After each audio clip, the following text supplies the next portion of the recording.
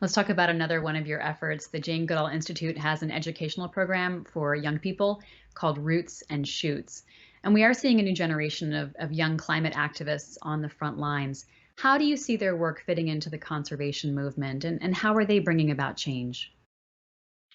Well, the Roots and Shoots program began back in 1991 because then I was traveling all around the world, and everywhere I was meeting young people who seemed to have lost hope.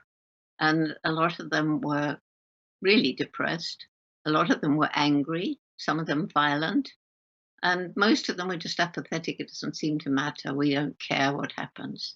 And I began talking to them. They all said more or less the same. We feel like this because you've compromised our future, not me personally, but older generations.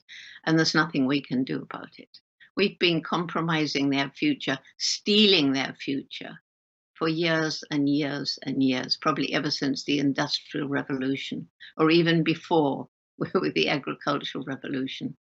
But was it too late?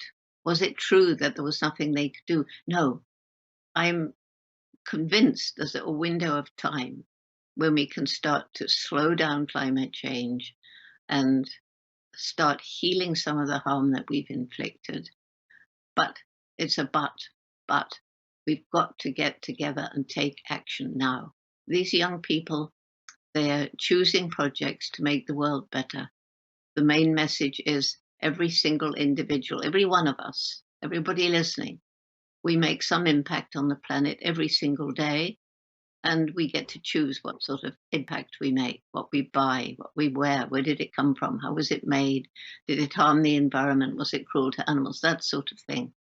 And because everything's interconnected, which I learned in the rainforest, then every group chooses and they choose three projects, one to help people, one to help animals, one to help the environment. And what began with 12 high school students is now in more than 65 countries.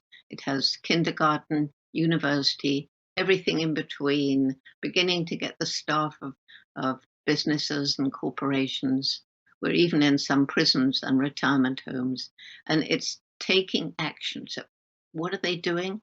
They're changing the world as we speak.